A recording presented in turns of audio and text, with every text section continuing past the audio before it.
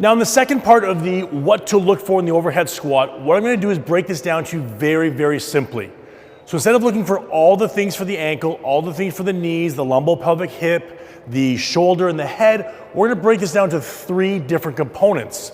Those components will be everything you wanna look for facing the client, everything you're gonna notice when they're turned to the side, and then everything you're gonna notice when they're turned backwards and you're looking at them from a posterior view. So Sarah's gonna come back here, and as a little checklist here, we're just gonna go through our checklist, and as you can see, there's 5 things to look for from the anterior. So when I'm working with a client and when they're going through that overhead squat, instead of me getting to go turn, turn, turn, turn, and they're turning all the time, just simply turn 3 times.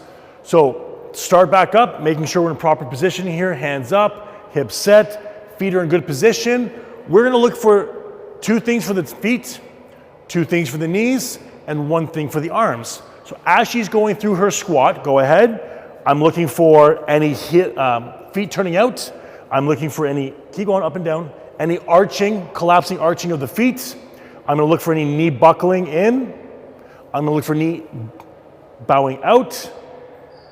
And I'll be looking to see if those hands start falling forward. Now note as well, hands falling can also mean if they start going into this pull down position like this, that also constitutes arms falling forward. Now from the lateral view, we're gonna be looking for 4 things. The excessive lean, the anterior pelvic tilt causing the low back to be excessively arched, any hip tucking, and especially in this positioning here, the arms falling forward. So as Sarah goes into her squat, I need you to get at least to parallel. We notice the excessive lean. We notice a huge curvature in that lower back. Check, check. Do what you have to do to get to parallel. I don't care how much you lean, get lower, get lower, get lower, get lower. That's when we start noticing the hip tuck as well. And let's check out the arms, go ahead. Get down, get down, get down. And right at the bottom, you see how those arms start to fall forward.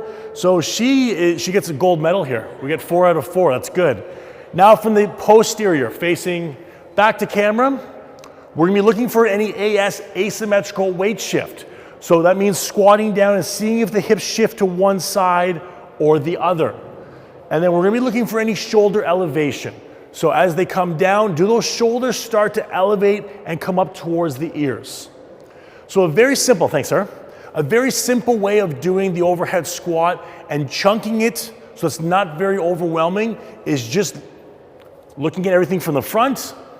Note your 5 things here. Turn the client around. You'll be looking for your 4. Turn them around again. Posterior view, looking for 2 things. So a very simple Coles Notes version of what to look for in the overhead squat.